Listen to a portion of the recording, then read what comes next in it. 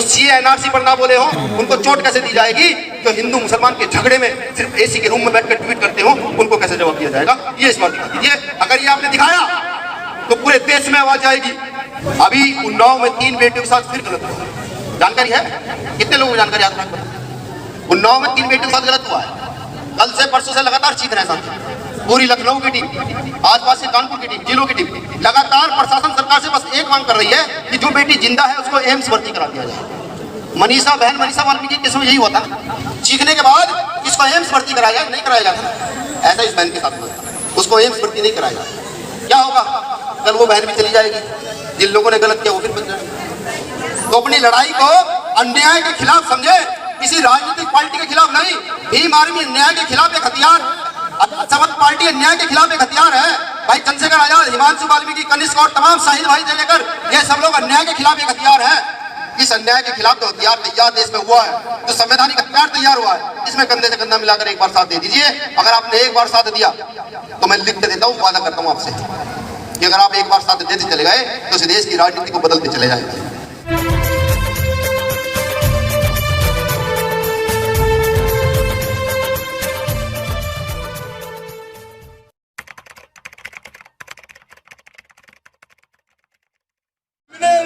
जिंदाबाद, बाबा साहेब जिंदाबाद, आपके बीच लाइव साहब का श्याम जिंदाबाद, डॉक्टर एपीजे अब्दुल कलाम जिंदाबाद। देश की स्थिति क्या है, चाहे किसान हो, गरीब हो, मजदूर हो, कोई भी हो, क्या है वो सिर्फ चीख चीख कर एक ही बात कर रहा है। मौजूदा सरकारों से या उन सरकारों से जो सिर्फ शिक्षा के नाम पर, नौकरी के नाम पर हम लोगों को ठेंगा दिखा रही है। उस नाम पे क्या कह रहा है देश का बेरोजगार किसान कि तेरे जुर्म की इंतहा को मैं पार करूंगा, कि तेरे जुर्म की इंतहा को मैं पार करूंगा और मैं वो हूँ जो तुझे इस देश की राजनीति से बाहर। जय भीम।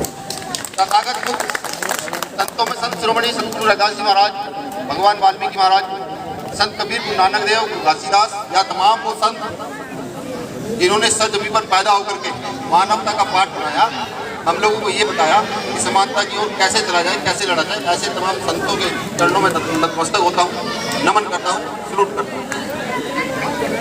छत्रपति साहूजी महाराज, शिवाजी महाराज, भगत सिंह, अशफाक उल्लाह खान साहब, या वो तमाम बहुजन महापुरुष जिन्होंने भारत की सरजमी पर पैदा होकर के ये बताने का काम किया, इस देश में समझाने का काम किया कि जब जब देश के अंदर गलत होगा तो हम जैसे लोग खड़े होंगे, मुंह तोड़ जवाब देंगे।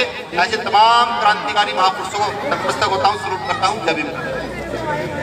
अब मैं जय भीम करता हूँ उस महामानव को जिसने भारत के अंदर प्रत्येक वर्ग, प्रत्येक समुदाय के व्यक्ति को, प्रत्येक धर्म के व्यक्ति को समानता का अधिकार दिया, अपने अपने धार्मिक क्रियाकलाप करने का अधिकार दिया, इस देश की महिलाओं को सम्मान देने का काम किया, इस देश में दलित आदिवासी पिछड़ों को अधिकार देने का काम किया, या मैं ये कहूँ शास्त्रों के अनुसार जो शूद्र हैं उन शूद्रों को उभारने का काम किया।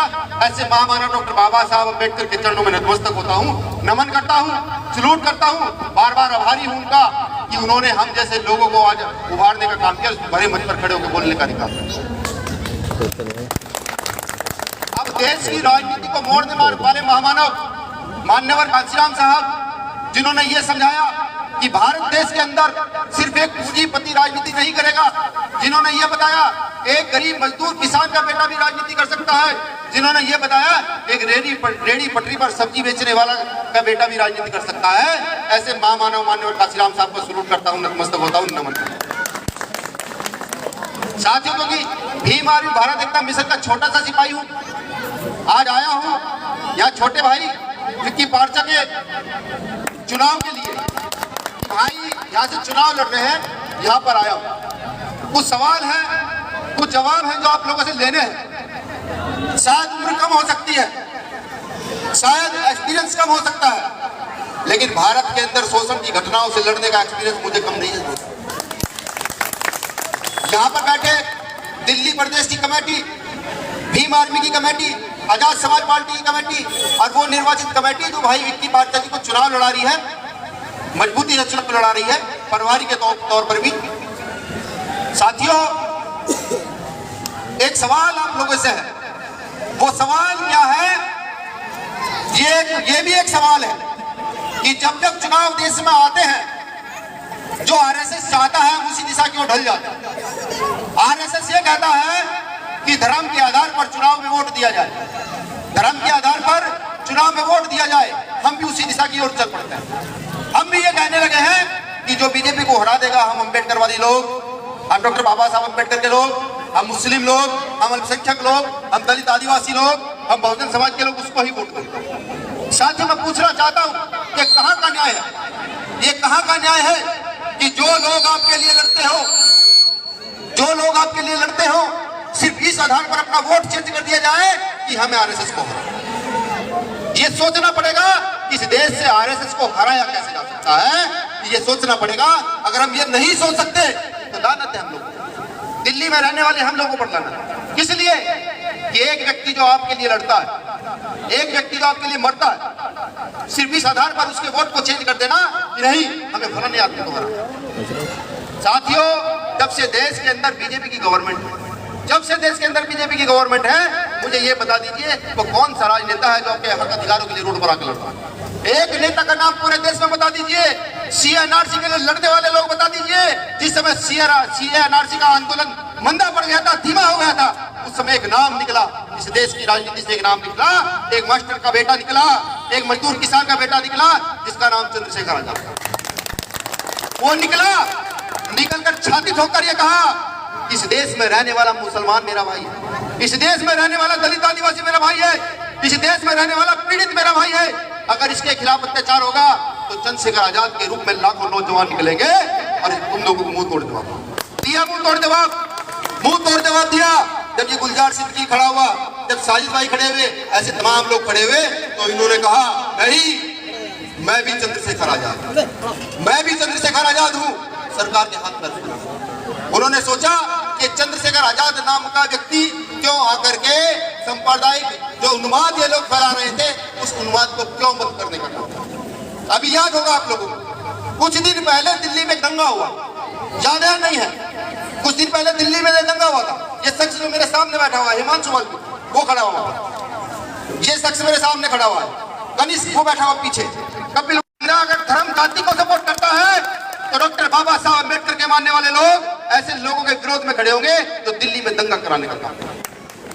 अब मेरा सवाल है आपसे कि उस दंगे में ये लोग जो खाना बांट रहे थे, उस दंगे में इन लोगों पर जब हमला हो रहा था, उस दंगे में जब इनको जान तक का खतरा था, उस समय यहाँ के दिल्ली के राजनेता किस ओर बैठे थे? क्या लोगों के अधिकार मिल सकते हैं? अगर ऐसा है तो आज से मैं भी लग जाता हूं, हर 5 मिनट के बाद एक ट्वीट करूंगा, मैं देखता हूं कितने लोगों को अधिकार मिल पाता है। ये नहीं होगा। अगर आप ये चाहते हैं इस न्याय और अन्याय की लड़ाई को मजबूत किया जाए, अगर आप ये चाहते हैं यहाँ की सरकार को बिना राजनीति के भी मुंह तोड़ जवाब दिया जाए, अगर ये चाहते हैं कि यहाँ की व्यवस्था परिवर्तन की लड़ाई को मजबूत किया जाए, तो याद करो भगत सिंह का कारवा याद करो, भगत सिंह का समय याद करो। चारों तरफ इस देश में जो आज देशभक्ति का पाठ पढ़ाते हैं, भारत देश के अंदर जो कहते हैं कि वो वीर है, वो अंग्रेजों की गुलामी कर रहे थे और भगत सिंह, चंद्रशेखर आजाद और अशफाक खान जैसे लोगों को गोलियां मरवाने का काम था। उन्हीं की औलादें आज फिर पैदा हुई हैं, उन्हीं की औलादें पैदा हो गई हैं। वो यही चाहते हैं कि यहाँ के लोग जाति, धर्म और संप्रदाय के नाम पर बने रहे और यहाँ के लोग सिर्फ जाति, धर्म, संप्रदाय के नाम पर वोट देते रहे, जिससे भारत की राजनीति का कभी सुधार ना। मैं आपको लिख करके देता हूं, लिख लीजिए। यहाँ से कोई भी जीत कर जाए, यहाँ से कोई भी जीत कर जाए, आने वाले विधानसभा में कोई भी जीत कर जाए, अगर उसके अंदर मानवता का गुण नहीं है तो उसके अंदर एक गुण पनपेगा, जिसका नाम पूंजीवाद है। दोस्तों, पूंजीवाद तो समझते होंगे कि 10 लाख, 20 लाख, 50 लाख, 1 करोड़, 10 करोड़ के आधार पर टिकट लेकर चुनाव लड़ लिया जाए और फिर बिजनेसमैन की तरह, एक बिजनेसमैन की तरह उस पैसे की रिकवरी की जाए। किससे रिकवरी होगी? वो रिकवरी होगी एक ठेली वाले से, वो रिकवरी होगी एक दुकान वाले से, वो रिकवरी होगी मजदूर से। उस रिकवरी को लगातार किया जाता है। जैसे मान्यवर काशीराम साहब ने वो रिकवरी अपने समय पर बंद कर दी थी, ऐसे भीम आर्मी के लोग उस रिकवरी को बंद कर देना चाहते हैं। बहुत सारे लोगों ने हमें कहा कि तुम सब काम करो, तुम सारे काम करो, लेकिन धर्म के मामले में बिल्कुल मत बोलो। हमने कहा अच्छा।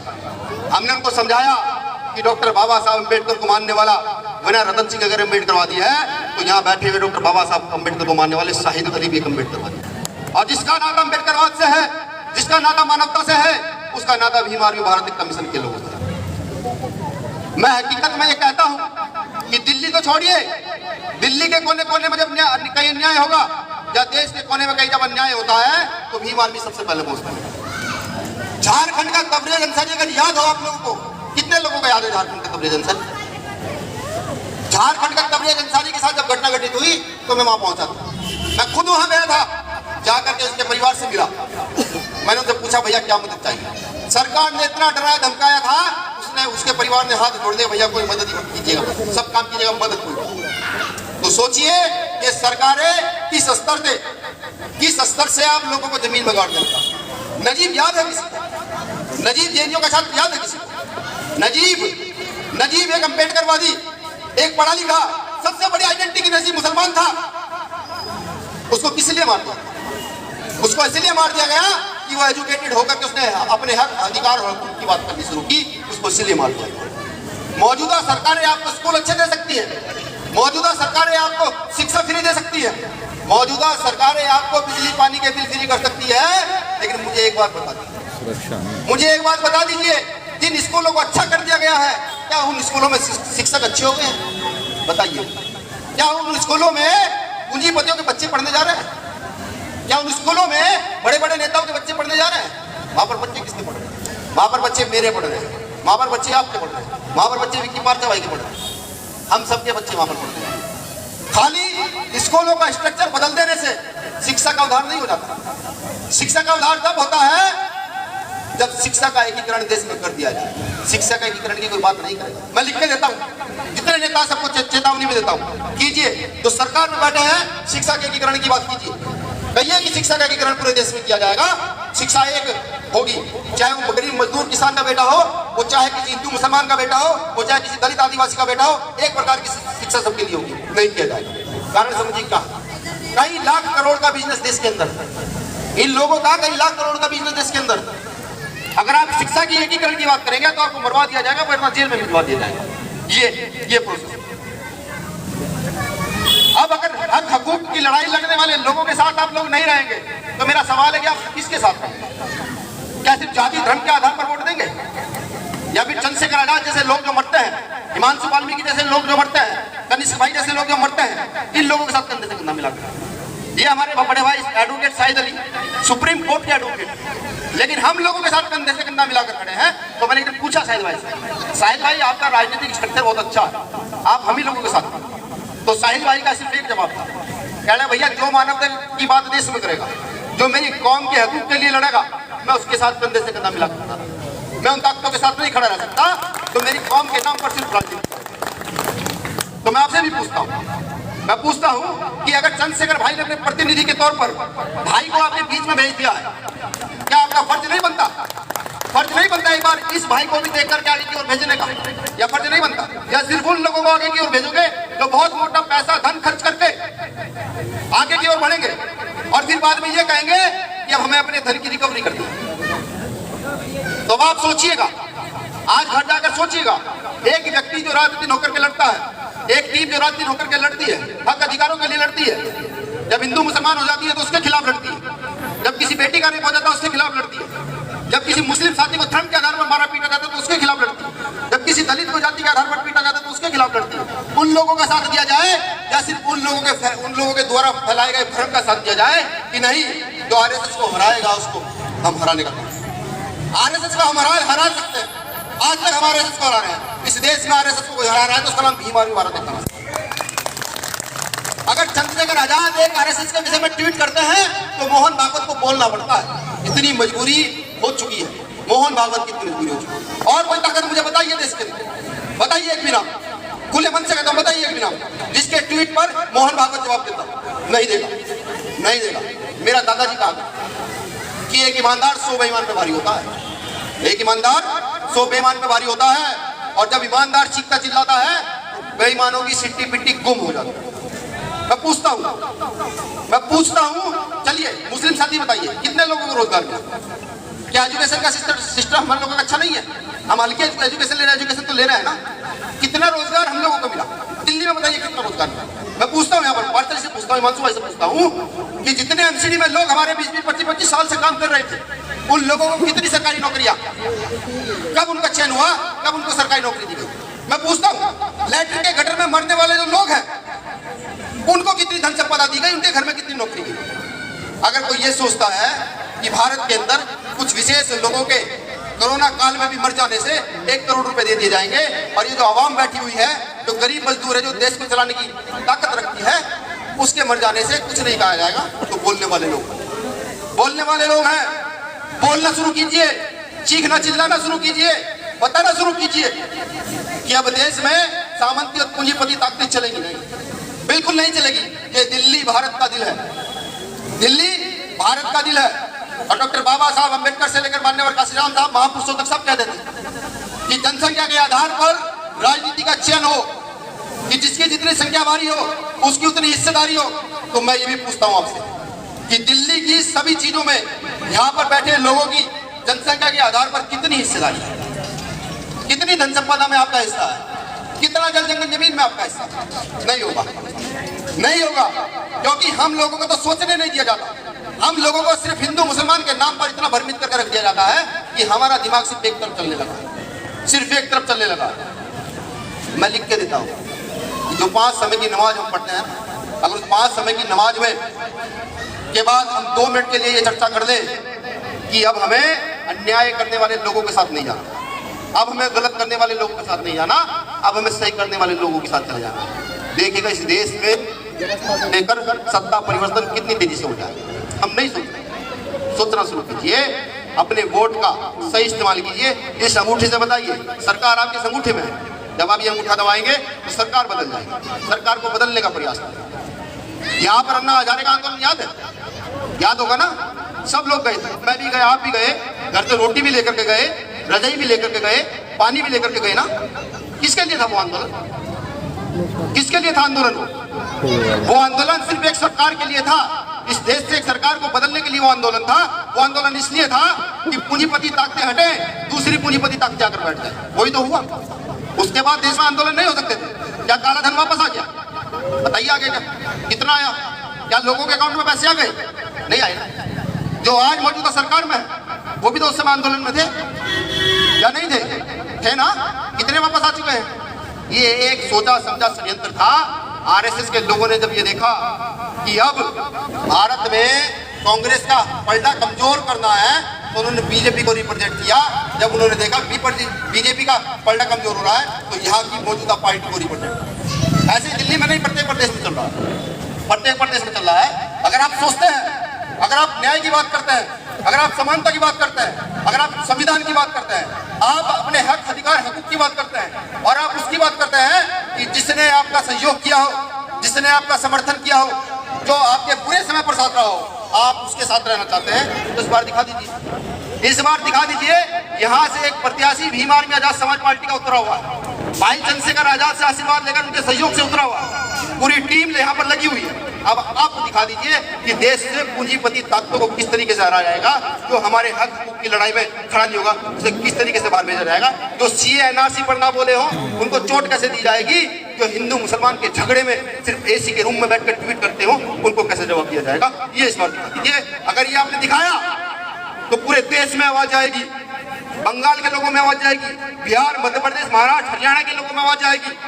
मैं कहता हूँ विदेशों में आवाज आएगी कि न्याय के लिए लड़ने वाले लोगों के साथ जनता खड़ी हुई है। और अगर ऐसा हुआ कि आप लोगों ने जोर ना सोचा तो वो जो न्यायी लोग हैं, जो लगातार अन्याय करते हैं, जो हमें मारते पीटते हैं, जो हमारे दिमाग को इधर उधर करके रखते हैं, वो फिर देश में मजबूत है।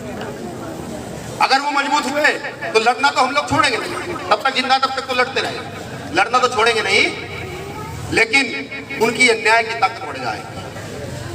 अभी उन्नाव में 3 बेटियों के साथ फिर गलत हुआ, जानकारी है? कितने लोगों को जानकारी आपको नहीं पता? उन्नाव में 3 बेटियों के साथ गलत हुआ है। कल से परसों से लगातार चीख रहे हैं साथ, पूरी लखनऊ की टीम, आसपास से कानपुर की टीम, जिलों की टीम लगातार प्रशासन सरकार से बस एक मांग कर रही है कि जो बेटी जिंदा है उसको एम्स भर्ती करा दिया जाए। मनीषा वाल्मीकि केस में यही हुआ था, चीखने के बाद इसको एम्स भर्ती कराया नहीं कराया जाता, ऐसा इस बहन के साथ हुआ, उसको एम्स भर्ती नहीं कराया। क्या होगा? कल वो बहन भी चली जाएगी, जिन लोगों ने गलत किया वो फिर बच जाएंगे। तो अपनी लड़ाई को अन्याय के खिलाफ समझे, किसी राजनीतिक पार्टी के खिलाफ नहीं। भीम आर्मी अन्याय के खिलाफ एक हथियार, समाज पार्टी अन्याय के खिलाफ एक हथियार है। भाई चंद्रशेखर आजाद, हिमांशु वाल्मीकि, कनिष्क और तमाम शहीद भाई से लेकर ये सब लोग अन्याय के खिलाफ एक हथियार है। इस अन्याय के खिलाफ जो हथियार तैयार देश में हुआ है, जो संवैधानिक हथियार तैयार हुआ है, इसमें कंधे से कंधा मिलाकर एक बार साथ दे दीजिए। अगर आपने एक बार साथ दिया तो मैं लिख के देता हूँ, वादा करता हूँ आपसे कि अगर आप एक बार साथ देते चले गए तो इस देश की राजनीति को बदलते चले जाएंगे और उन लोगों का जो अन्याय करते हैं उनको जूतों के नीचे रोनते चले जाएंगे। इस बीच मेरी कोई बात अगर आपको बुरी लगी हो तो उसके लिए माफी चाहता हूँ। एक बार और वो करूंगा भाई के लिए कि भाई को इस बार आप लोग आजमाएं, ताकत दें। मुझे लगता है भाई का वजूद इतना क्षेत्र में है कि जहाँ जाते हैं इनके द्वारा किया गया काम, बिना किसी राजनीतिक पद के इनके द्वारा किया गया काम सराहनीय है। एक बार भाई को मौका दें, पूरी मजबूती से इनके कंधों को मजबूत करें। अगर आपने इस बार इनके कंधों को मजबूत किया तो कल आप ना जाने कितने कंधे मजबूत करेंगे। हाँ, अभी बताया भाई ना कि भाई ने समाज के लिए अपनी नौकरी भी छोड़ दी, बिजनेस नहीं करने आए। पीड़ा, ये पहली बार मुझसे मिलने आए थे हिमांशु भाई के घर, उस समय इनके दिमाग में एक ही पीड़ा थी। इनका एक ही सवाल था कि भैया इतने सारे हमारे लोग मर जाते हैं, आवाज क्यों नहीं होती। हमारे बहुत सारे नेता हैं, इनके सवाल थे। जवाब नहीं है मेरे पास, जवाब आपके पास, जवाब है आपके पास। अगर आप इस बात का जवाब ने इस बार दे दिया तो मैं कहता हूं कि आपको दिल्ली में एक मजबूत चीज मिलेगी, और अगर आप चूक गए तो बड़ा नुकसान। चंद लाइनों से अपनी बात करूंगा। साथियों, हम तो फकीरी मिजाज रखते हैं, अपनी ठोकरों में ताज रखते हैं। साथियों, हम तो फकीरी मिजाज रखते हैं, अपनी ठोकरों में ताज रखते हैं। भीम आर्मी के लोग कल की परवाह नहीं करते दोस्तों। भीम आर्मी के लोग तो अपनी मुट्ठी में आज रखते हैं, अपनी मुट्ठी में रखते हैं। जय भीम, जय भीम आर्मी, जय श्री राम।